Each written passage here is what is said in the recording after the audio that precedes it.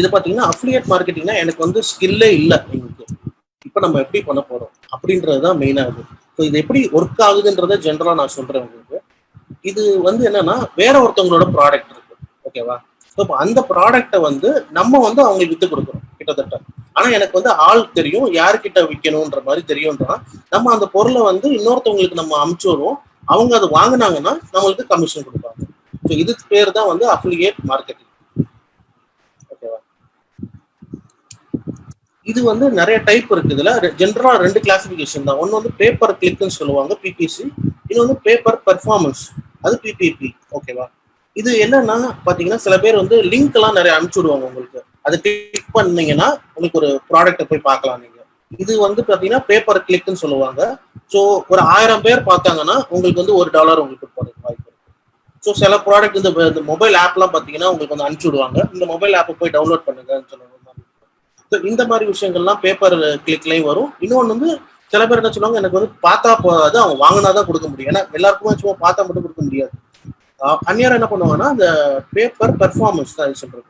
So ஒரு shirt இருக்கு, அந்த ஷர்ட்டை வந்து நீங்க வாங்க வைக்கணும்னா நீங்க அந்த ஷர்ட் நீங்க ஃப்ரெண்டுக்கு அனுப்பலாம். அவங்க வந்து அதை பார்த்துட்டு அவங்க அதுல லாகின் பண்ணி ரெஜிஸ்டர் வாங்கினா மட்டும்தான் உங்களுக்கு கமிஷன் கிடைக்கும். ஸோ இந்த மாதிரி பேப்பர் பெர்ஃபார்மன்ஸ் தான் வந்து மேக்ஸிமம் இருக்கிற அஃபிலியேட் மார்க்கெட்டிங் இருக்கும். ஆக்சுவலா பேப்பர் கிளிக் வந்து பார்த்தீங்கன்னா ஜென்ரலா வெப்சைட் பார்க்கறது, ஒரு புது ஆர்டிக்கல் போய் நீங்க சப்மிட் பண்றது, இந்த மாதிரி விஷயங்கள் தான் பேப்பர் கிளிக்ல வந்து வருது. ஓகே, ஸோ இதான் நான் ஏற்கனவே சொன்ன மாதிரி உங்களுக்கு வந்து ஸ்கில்ன்ற மாதிரி பெருசா இல்லை. But I just want to I can generate traffic. எனக்கு நிறைய ஃப்ரெண்ட்ஸ் இருக்காங்க, எனக்கு பெரிய பெரிய குரூப் இருக்கு. நான் தனியா வந்து ஃபேஸ்புக்ல ஒரு குரூப் வச்சிருக்கேன், என்கிட்ட ஒரு 10 லட்சம் பேர் இருக்காங்க அதுல. அந்த மாதிரி இருந்தா கூட you can generate money from it. So அதுக்கு சிம்பிளா சொல்லணும்னா ஒரு அக்கௌண்ட் நம்ம கிரியேட் பண்ணணும். அந்த அக்கௌண்ட்ல என்ன மாதிரி ப்ராடக்ட்ஸ் இருக்கோ அந்த ப்ராடக்ட் நம்ம சூஸ் பண்ணணும். அதுல வந்து நம்ம அந்த ப்ராடக்ட்டுக்கு ஒரு யூனிக் லிங்க் ஒன்று கொடுப்பாங்க. அந்த யூனிக் லிங்க் வந்து நம்ம டிராஃபிக் வந்து அதுக்கு ட்ரைவ் பண்ணணும். அந்த லிங்கை வச்சு அதுல கமிஷன் ஏர்ன் பண்றோம், நம்ம அதில் சம்பாதிக்கிறோம். ஓவராலா பாத்தீங்கன்னா அவ்வளவுதான், பாக்குறதுக்கு ரொம்ப சிம்பிளா இருக்குது. ஸோ இதுல வந்து என்ன மாதிரி டைப் ஆஃப் இது வந்து அஃபிலியேட் மார்க்கெட்டிங் இருக்கு அப்படின்றத நம்ம வெப்சைட்ல ஜென்ரலா வந்து டிராஃபிக் கொண்டு வரது, பிளாக்ஸ் இது பண்றது, இந்த மாதிரி விஷயங்கள் யூஸ் பண்ணலாம். இன்னொன்று ரிவ்யூஸ் வந்து பாத்தீங்கன்னா வரும். இதே மாதிரி ஆஃபர்ஸ், கூப்பன் கோடு, அப்புறம் பாத்தீங்கன்னா இமெயில் மார்க்கெட்டிங். இமெயில் மார்க்கெட்டிங்னா நீங்க வந்து நிறைய பேருக்கு இமெயில் அனுப்புறோன்ற மாதிரி இருக்கும். ஆப் இன்ஸ்டால் பார்த்தீங்கன்னா நீங்க நிறைய வந்து மொபைல் ஆப் இன்ஸ்டால் பண்ணா நீங்க ரெஃபரல் இருக்கும். நீங்க வந்து ஜிபே நீங்க எடுத்தீங்கன்னா கூட அவங்க சொல்லியிருப்பாங்க, நீங்க வந்து இந்த ஆப் வந்து இன்னொருத்தவங்களுக்கு நீங்க ரெஃபர் பண்ணுங்க, ரெஃபர் பண்ணா உங்களுக்கு ஒரு ₹5 கமிஷன் கொடுக்குறேன். ஸோ இது எல்லாமே பார்த்தீங்கன்னா அஃபிலியேட் மார்க்கெட்டிங் தான். சில அப்ளிகேஷன் வந்து அவங்களே இன்பில்ட்டா வச்சிருப்பாங்க, கீழே தான் வந்து அவங்க ஓப்பனா வந்து கொடுப்பாங்க. ஸோ அதுதான் ஒரு சாம்பிள். ஸோ டைப்ஸ் வந்து இவ்வளோதான். ஸோ இது வந்து எப்படி இதை நம்மளோட பேஷனை வச்சுட்டு எப்படி நம்ம வந்து சம்பாதிக்கிறது கன்வெர்ட் பண்றதுன்னு பார்க்கலாம். Very simple. ஸோ இப்போ பார்த்தீங்கன்னா உங்களுக்கு வந்து ஒரு நீஷ் மார்க்கெட்டுன்ற மாதிரி சொல்லுவாங்க. ஒரு சின்ன ஒரு இதை வந்து எடுத்துக்கணும் நம்ம. ஆக்சுவலா ஒரு முக்கியமான ஒரு மார்க்கெட்டுன்ற மாதிரி அந்த மார்க்கெட்டுக்கு நம்ம ட்ராப் பண்ணலாமா, எப்படி நம்ம அதுல உங்களுக்கு பேஷன் இருக்க. மெயின் வந்து பார்த்தீங்கன்னா சில விஷயங்கள் வந்து எப்பயுமே உங்களால பண்ண முடியாது. நீங்க சொல்லுவாங்க இந்த மாதிரி நான் சட்டை வைக்க முடியும், நான் வந்து பேண்ட் வைக்க முடியும், பண்ண முடியாது உங்களால. அப்போ உங்களுக்கு என்ன ஒரு இன்ட்ரெஸ்ட் இருக்குன்றத பார்க்கணும், ஓகேவா? அந்த இன்ட்ரெஸ்ட் என்ன இருக்குன்றத ஐடென்டிஃபை பண்ணிட்டீங்கன்னா அந்த இன்ட்ரெஸ்ட்டை எப்படி நீங்க வந்து மணியை மாத்தலாம்ன்றத நம்ம பார்க்கலாம். ஸோ அப்போ அந்த மணியை மாற்ற முடியும்னா அப்போ அதுல வந்து அந்த டாபிக்கை பத்தி நீங்க ஃப்ரீயா வந்து எழுத முடியுமா உங்களால? அப்போ ஒரு விஷயத்த வந்து பத்தி உங்களுக்கு பிடிச்சிருந்துச்சுன்னா மட்டும்தான் நீங்க அதை நிறைய பண்ண முடியும் உங்களால. அதை பத்தி நான் வந்து ஒரு 4 பக்கத்துக்கு எழுதுன்னு சொன்னா கூட உங்களால எழுத முடியும்.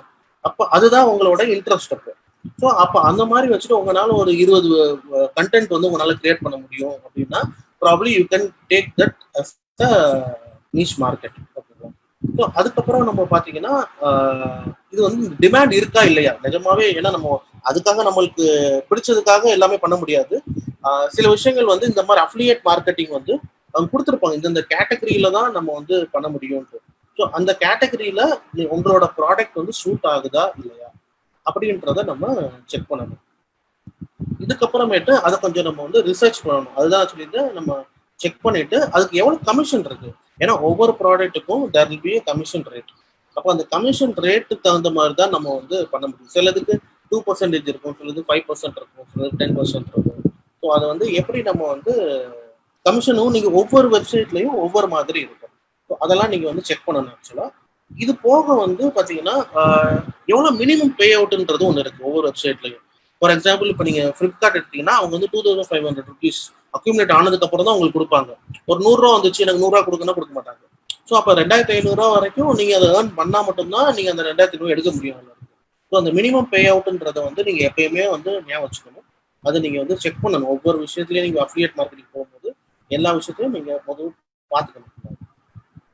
ஸோ இதை வந்து ஒரு எக்ஸாம்பிளோட பார்ப்போம். இதை இப்போ நான் ஜென்ரலா சொல்லியிருக்கேன் ஒரு பேஷன்ட்டு. இதை எப்படி ஒரு எக்ஸாம்பிளோட பார்ப்போன்றதை வச்சுருப்பாங்க. ஒரு சிம்பிளான ஒரு கேஸ். இப்போ பார்த்தீங்கன்னா ஒரு ஹவுஸ் ஒய்ஃப் இருக்காங்க. அவங்க வீட்டிலே தான் இருக்க போறாங்க. ஆனா அவங்களுக்கு வந்து யோகா பண்றதுக்கு பிடிச்சிருக்கு அப்படின்ற மாதிரி அவங்களோட இன்ட்ரெஸ்ட் அப்படின்னு ஒரு பேஷன் வச்சுக்கோங்க. இப்ப அப்படி எடுத்துக்கிட்டோம்னா இவங்க வந்து எப்படி சம்பாதிக்கலாம் பார்க்கும்போது யோகா வந்து மார்க்கெட் இருக்கா ஃபர்ஸ்ட் பார்ப்போம். அது வந்து சம்பாதிக்க முடியுமா? கண்டிப்பா முடியும். ஸோ அப்போ யோகா வச்சு கண்டிப்பா ஒன்று எழுத முடியுமா? ஒரு யோகா பிடிச்சவங்களுக்கு கண்டிப்பா யோகா பத்தி என்னன்னு சொல்ல முடியும். அதுக்கு என்ன ட்ரெஸ் போடலாம்னு சொல்ல முடியும். என்ன டயத்துல பண்ணணும்னு சொல்ல முடியும். எந்த மாதிரி மேட் யூஸ் பண்ணணும்னு சொல்ல முடியும். ஸோ இந்த மாதிரி விஷயங்கள் எல்லாமே தனித்தனியா பிரிக்கலாம். ஒரு விஷயத்த யோகா மட்டும் வச்சு இப்போ இதை வந்து அவங்க வந்து தனித்தனியா எழுதலாம். என்ன மாதிரி ட்ரெஸ் போடலாம் அதெல்லாம் அவங்க வந்து கண்டென்ட் ஒவ்வொரு விஷயமும் கண்டென்ட் எழுதி அதை வந்து அவனால கொடுக்க முடியுமான்னு பார்க்கலாம். இதுக்கப்புறமேட்டு டிமாண்ட் இருக்கா? இருக்கு.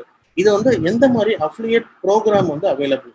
ஓகேவா? ஸோ இப்போ பார்த்தீங்கன்னா அஃபிலியேட் ப்ரோக்ராம்ஸ் வந்து எப்படி இருக்கும்? இது வந்து கேட்டகரைஸ் பண்ணணும். இப்போ நம்ம சொல்லியிருக்கிறது நம்மளோட பேஷனை சொல்லிட்டோம். இந்த பேஷன் எதுக்குள்ள ஃபிட் ஆகுது? இப்போ நம்ம சொல்லியிருக்கிறது பார்த்தீங்கன்னா யோகா வந்து பண்றோம்னு இருக்கோம். அது எதுக்குள்ள இருக்கு? ஃபிட்னஸ்குள்ள இருக்கு. ஸோ எக்ஸசைஸ் அண்ட் ஃபிட்னஸ்குள்ள அந்த இது வரும். யோகா மேட் சொல்லியிருந்தோம். அப்போ அது வந்து மேட்ன்றது வந்து யோகா இதுக்குள்ளேயே தான் வந்து ஃபிட்னஸ் இதுக்குள்ளே வந்துடும். இப்போ ட்ரெஸ்ன்னு சொல்லிட்டோம். அப்போ அதோட கேட்டகரி வேற. ட்ரெஸ்ன்றது வேற கேட்டகரி. புக்குன்றது ஒரு யோகா புக்கை கூட இவங்க வந்து விற்க முடியும் நினைச்சா இவங்க யோகா பேஷன்ல இருக்கும் போது. ஸோ இப்போ இந்த மாதிரி வந்து கேட்டகரி வந்து ஃபிட்னஸ் இருக்கு, ட்ரெஸ் இருக்கு, புக் இருக்கு. ஸோ இப்போ இந்த 3 கேட்டகரியில நம்மளால பண்ண முடியும். ஓகேவா? இப்போ ரிசர்ச் வந்து பண்ணணும். இப்போ இது வந்து எதுல போய் நீங்க பண்ண போறீங்க? ஃபார் எக்ஸாம்பிள் நம்ம டாப்பான வெப்சைட்டே எடுத்துக்கலாம். Amazon and Flipkart. So Amazon ஃபிளிப்கார்ட்ல இந்த கேட்டகரிஸ் இருக்கா? கண்டிப்பா இருக்கு. அதை நம்ம வந்து எடுத்துக்கலாம். நம்ம இப்போ இது எக்ஸாம்பிள் வந்து நான் ஒரு ஃபிளிப்கார்ட்ல இருந்து எடுத்து போட்டிருக்கேன். ஸோ இப்போ ஃபிட்னஸ் பார்த்தீங்கன்னா 5% கமிஷன் உங்களுக்கு கொடுப்பாங்க. ட்ரெஸ் நீங்க ஒரு மார்க்கெட் பண்ணிருந்தீங்கன்னா 4%. புக்கு நீங்க பண்ணீங்கன்னா ஒரு 10% பண்ணுவோம். ஸோ இப்போ இந்த மாதிரி இருக்கும் போது ஸோ இவங்க ஹவுஸ் ஒய்ஃப்னால அவங்களுக்கு தெரிஞ்ச சர்க்கிள்லையோ இல்லை அவங்களுக்கு தெரிஞ்ச இது பண்ணும் போது இதை வந்து அவங்க அஃபிலியேட் மார்க்கெட்டிங் தாராளமாக பண்ண முடியாது. ஓகேவா? அதுல இருக்க மினிமம் பே அவுட் நான் சொன்ன மாதிரி 2500 இல்லை 5000 இருக்கும் இன்னொரு சில இதில். ஸோ இந்த மாதிரி டிஃபரன்ஸ் இருக்கும். அதை நம்ம பார்த்து நம்ம பண்ணிக்கலாம். ஸோ இந்த எக்ஸாம்பிள் மாதிரி உங்களோட இன்ட்ரெஸ்ட்டை இந்த மாதிரி ஒவ்வொரு கேட்டகரி பிரிக்கணும். நீங்க இதை பிரிச்சு நீங்க எழுதுனீங்கன்னா it will be more useful. So இப்போ நான் வந்து யோகான்னு ஒன்று எடுத்து அதை நான் அப்படி பிரிச்சிருக்கேன். இதே மாதிரி சில பேருக்கு வந்து வரைகிறது பிடிக்கும். அப்போ அதை எடுத்து இதை எப்படி பிரிக்கலாம்னு பாருங்க. சில பேருக்கு எழுதுறது பிடிக்கும். ஸோ ஒவ்வொரு டைப் ஆஃப் சில பேர் டான்ஸ் ஆட பிடிக்கும். அப்போ அந்த டான்ஸை வந்து எப்படி கொண்டு போகலாம். ஸோ இந்த மாதிரி விஷயங்களை நீங்க பிரிச்சு எழுதும் போது உங்களுக்கு ஒரு கிளாரிட்டி இருக்கும். இதை வச்சு நீங்க வந்து எந்த மார்க்கெட்டுக்கு போகலான்றதை உங்களுக்கு ஐடென்டிஃபை பண்ணணும். ஓகே. ஸோ இது பண்றதுக்கு சில வெப்சைட்ஸும் தேவைப்படும். நீங்க வந்து இப்போ நீங்க வாட்ஸ்அப்ல அனுப்பலாம், இல்லை இந்த மாதிரி விஷயங்களும் பண்ண முடியும். பட் ஸ்டில் சில ஃப்ரீ வெப்சைட்ஸ் வந்து நீங்க கிரியேட் பண்ணீங்கன்னா அந்த வெப்சைட் மூலியமா நீங்க வந்து டிராஃபிக் ஜென்ரேட் பண்ண முடியும். இது வந்து பாத்தீங்கன்னா இது எதுக்காக பண்றோம்னா நீங்க வந்து பண்ணும்போது இப்போ தெரிஞ்ச சர்க்கிள் தான் பண்ண முடியும். உங்களுக்கு தெரிஞ்ச ஒரு 100 பேருக்கு அனுப்பலாம், ஒரு 200 பேருக்கு அனுப்பலாம், இல்லை மிஞ்சி போனாலும் ஒரு 500 பேருக்கு அனுப்பலாம். அதுக்கு மேலே உங்களால் ரீச் பண்ண முடியாது.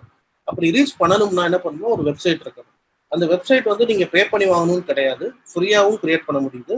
பார்த்தீங்கன்னா blogger.com இது கூகுளோட பார்த்தீங்கன்னா நீங்க அதில் போய் ஒரு அக்கௌண்ட் கிரியேட் பண்ணி you can create a website. அதுல கண்டென்ட் எல்லாம் நீங்க கிரியேட் பண்ணி போஸ்ட் பண்ணிக்கலாம் நீங்க.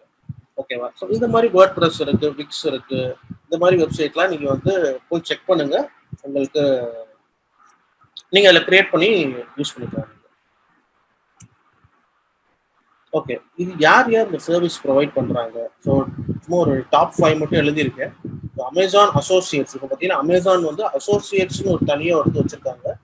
அதுக்கப்புறம் eBay பார்ட்னர்ஸ்னு ஒன்று இருக்கு, ஃப்ளிப்கார்ட் அஃபிலியேட் இருக்கு, சிஜே அஃபிலியேட், கிளிக் பேங்க். இவங்கெல்லாம் பார்த்தீங்கன்னா குளோபல். இப்போ வந்து நீங்க இங்கே உட்காந்துட்டே நீங்க வந்து ஃபாரின்ல இருக்கிற ஒரு இதுக்கு கூட நீங்க வந்து பண்ண முடியும். சிஜே அஃபிலியேட், கிளிக் பேங்க்லாம் நீங்க போய் பார்த்தீங்கன்னா நிறைய ரிக்குவயர்மெண்ட் இருக்கும். அது வந்து உங்களால அதை பண்ண முடிஞ்சிச்சுன்னா ப்ராப்ளி அதை நீங்க இங்க இருந்தே நீங்க வந்து அவங்களுக்கு அஃபிலியேட் மார்க்கெட் அதுக்கு தான் வெப்சைட் போடணும்னு சொல்லுங்க. ஸோ வெப்சைட் போட்டிங்கன்னா இது தாராளமாக நீங்கள் உங்களோட வெப்சைட்டுக்கு டிராஃபிக் வரதை வச்சு நீங்கள் அவங்களுக்கு வந்து மார்க்கெட் பண்ணி கொடுக்க முடியும். ஓகே, ஸோ இந்த மாதிரி கேட்டகரி கமிஷன், ஸோ இந்த மாதிரி கேட்டகரிஸ் எல்லாமே வந்து நீங்கள் ஒவ்வொருத்தவங்களோடதுல மாறும். அது வந்து நீங்கள் போய் பார்க்கணும். இப்போ புக்ஸுக்கு பார்த்தீங்கன்னா 6 to 12% இருக்கும். இ-புக்ஸ்க்குனா ஒரு ரேட் தனியாக இருக்கும். மொபைல் ஃபோன்ஸுக்கு, கம்ப்யூட்டருக்கு, டாய்ஸுக்கு, கேமராக்கு, இந்த மாதிரி அவங்க வந்து அப்பப்போ மாற்றிக்கிட்டே இருப்பாங்க. பார்த்தீங்கன்னா ஒரு 2 to 3 months பொறுத்து இந்த ரேட்ஸ் எல்லாம் பார்த்தீங்கன்னா மாறும் ஃபுல்லாகவே. அதை நீங்கள் வந்து செக் பண்ணிகிட்டே இருக்கணும் எப்படி இருக்குது. ஸோ எந்த கேட்டகரி சூஸ் பண்ணலாம். ஃபார் எக்ஸாம்பிள் நான் சொன்னேன், இப்போ யோகாவே நான் சொன்னும் போது புக்ஸும் வந்துச்சு, ட்ரெஸ்ஸும் வந்துச்சு, ஃபிட்னஸ் வந்துச்சு. அப்போ நீங்கள் வந்து பார்க்கும்போது ட்ரெஸ்ஸு பார்த்தீங்கன்னா, நான் ஒரு பேக் போகிறேன், நான் இந்த ஸ்லைடில் கவனிச்சிங்கன்னா பார்த்தீங்கன்னா ஃபிட்னஸ் எக்யூப்மெண்ட் 5% தான் இருக்குது. ஆனால் புக்கு விற்றா பாருங்க உங்களுக்கு 10% கிடைக்குது. ஓகேவா? ஸோ அப்போ கமிஷன் ரேஞ்ச் வந்து கொஞ்சம் மாறும். அப்போ இதோட ப்ராடக்ட் வேல்யூன்னு ஒன்று இருக்குது. அந்த ப்ராடக்ட் வேல்யூக்கு நீங்கள் பார்க்கலாம் 10% அந்த புக்கோட வேல்யூ எவ்வளோ, அதில் 10% எவ்வளோ, இப்போ ஃபிட்னஸோட எக்யூப்மெண்ட்ஸ் எவ்வளோ இருக்குது, அதில் 5% எவ்வளோ. நீங்கள் அந்த மாதிரி விஷயங்கள் பார்த்துட்டு நீங்கள் டிசைட் பண்ணலாம் எதில் கான்சென்ட்ரேட் பண்ணணும்ட்டு. ஏன்னா எல்லாரும் எல்லா கேட்டகரியிலையும் கான்சென்ட்ரேட் பண்ண முடியாது ஆக்சுவலாக. ஸோ அதனால உங்களுக்கு என்ன பிடிச்சிருக்கோ அதில் என்ன மாதிரி பர்சன்டேஜ் வேல்யூ இருக்கும் அதுக்கேற்ற மாதிரி நீங்கள் பண்ண முடியும். ஸோ இதுதான் வந்து ஒரு சாம்பிள் கோட். நீங்கள் நிறைய ப்ரௌஸ் பண்ணும்போது இப்போ நீங்கள் இந்த Amazon.com இந்த ஒரு கிரிட்டு பார்த்துருக்கீங்க, ஒரு சின்ன ஒரு 4 இது இருக்கிற மாதிரி. இது வந்து பார்த்தீங்கன்னா நிறைய வெப்சைட்ல இருக்கும். இதுதான் வந்து அஃபிலியேட்டோடைய அட்வர்டைஸ்மெண்ட். ஆக்சுவலாக இப்போ அமேசானோடைய அட்வர்டைஸ்மெண்ட்டை நம்மளோட வெப்சைட்ல காட்டும். அதுதான் இப்போ நம்ம வெப்சைட் வர டிராஃபிக்கை வந்து நம்ம அமேசானுக்கு அனுப்பிச்சி விடுறோம். ஓகேங்களா? ஸோ இப்போ அமேசானுக்கு போகும்போது அவங்க அதில் பர்ச்சேஸ் ஆச்சுன்னா நம்மளுக்கு ஒரு கன்வர்ஷன் ரேட் கொடுப்பாங்க. ஸோ இதுதான் அதோட கான்செப்ட். ஸோ இதுதான் HTML. இப்போ ரைட் சைடு ஒரு பாக்ஸ் இருக்கிறது HTML கோடு. இந்த HTML கோடை எடுத்து நம்மளோட வெப்சைட்ல நம்ம பேஸ்ட் பண்ணோம்னா இந்த லெஃப்ட் சைட்ல ஒரு பாக்ஸ் வந்துருக்கு, ரெண்டர் ஆயிரும் ஆட்டோமேட்டிக்கா.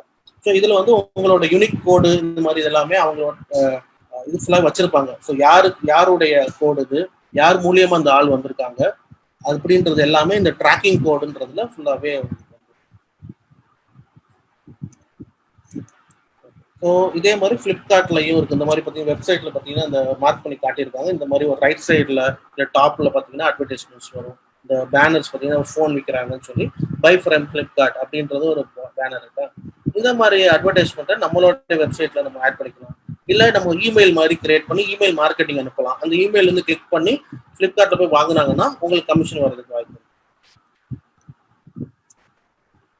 ஸோ இது வந்து ஒரு ரிப்போர்ட் ஜென்ரலாக பார்த்தீங்கன்னா டெய்லி ரிப்போர்ட்டை நீங்கள் பார்க்கலாம். ஒரு நாளைக்கு நீங்கள் அனுப்பிச்சது வந்து எத்தனை பேர் ஓப்பன் பண்ணியிருக்காங்க, எத்தனை பேர் வாங்கியிருக்காங்க, அது எவ்வளோ கன்வர்ஷன் இருக்குது. ஒவ்வொரு கன்வர்ஷன் நீங்கள் புது கஸ்டமர்னா ஒரு ரேட் இருக்கும், ஒரு எக்ஸிஸ்டிங் கஸ்டமர்னா ஒரு ரேட் இருக்கும். ஸோ இந்த மாதிரி வந்து டிஃப்ரென்ஸ் இருக்குது. அதெல்லாம் வந்து நீங்கள் வந்து செக் பண்ணிக்கணும்.